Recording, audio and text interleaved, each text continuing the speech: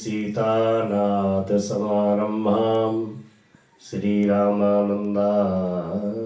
मध्यमाम् अस्मदाचार्यपर्यन्तां वन्दे श्री गुरु परंपरां। जय श्री राम। दर्शकों, सब भक्तों को पहले तो क्षमा चाहते, इतने लंबे अरसे से मुझे कोई टॉपिक तो भक्तों के अनेक प्रकार के मिलते हैं, लेकिन आज समय मिला तो थोड़ा अपने भक्तों से मिलने के लिए एक छोटे से प्रसंग के माध्यम से। कई लोग कहते हैं कि महाराज हमें ये दिक्कतें वो दिक्कतें, ये मन नहीं लगता, ये सदगुरु के चरणों में ये नहीं होता। तो आप आज एक बात सुने, जितने भी भक्त भक्ति मार्ग पर चलना चाहते हैं, परमात्मा के पथिक के पाथेय बन गए हैं, उन लोगों से एक विनती है कि भक्ति मार्ग अथवा परमात्मा का साक्षात्कार करने के लिए जो लोग चल रहे हैं, उसमें यदि कोई बाधक है तो सबसे बड़ा बाधक हमारा मन है। व्यक्ति मन गति को छोड़ के गुरुमति बन जाए, मन की गति को त्याग कर गुरुमति को अपना ले, भगवान की मति में अपने सर को धारण करवा दे, तो वो सबसे बड़ी शरणागति है।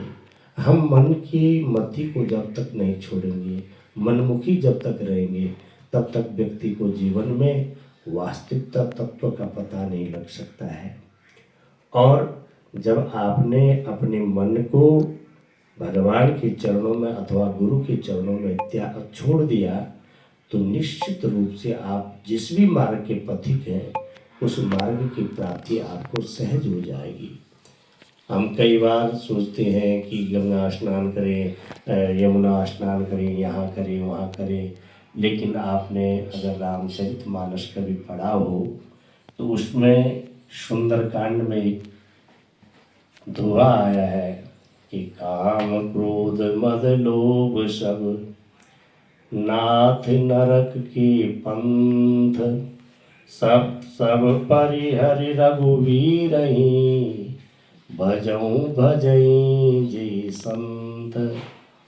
हमारे जीवन में हम बाहर से स्नान करें अथवा बाहर से चोला पहने, बाहर से तिलक चंदन कंठी धारण करें, लेकिन जब तक हमारे अंदर का स्नान नहीं होता है, और अंदर के स्नान में अगर कोई सबसे बड़ा गंदगी है तो काम क्रोध।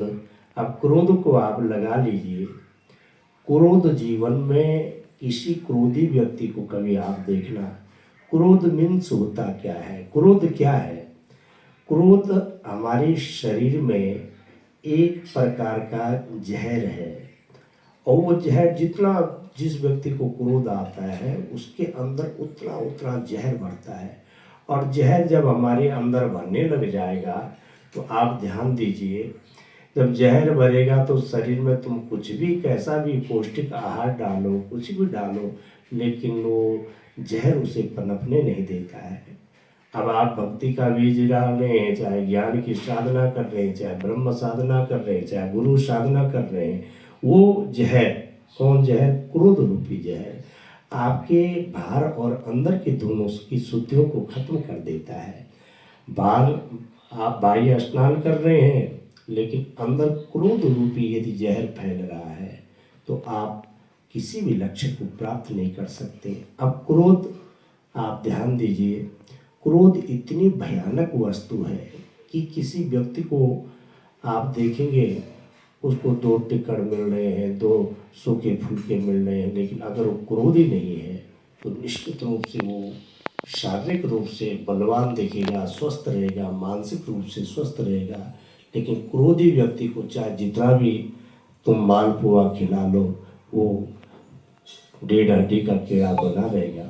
अब ध्यान दीजिए कि क्रोध को हम, कितना बड़ा दुर्गुण है। अब वहीं प्रेम को आप लीजिए, जो व्यक्ति प्रेमी होता है, जीवन में अगर प्रेम आपके अंदर बढ़ता है तो प्रेम मीन्स अमृत होता है, स्वर्ग का अमृत ले लीजिए, चाहे क्षीर सागर का अमृत ले लीजिए, प्रेम में वास्तविकता हमारे शरीर के अंदर जो उत्पत्ति होती है वो अमृत की होती है। और अमृत से इतनी अमृत की पैदावार हो जाएगी कि आपको कोई कितना भी सशक्त जहर पिलाए, क्योंकि जो बीमारियां आजकल समाज में चल रही हैं उसका एक ही कारण है, अंदर की क्रोध आदमी। उस क्रोध में इतना हलाहल जहर उत्पन्न हो रहा है कि हम अनेक बीमारियों के घर बन रहे हैं।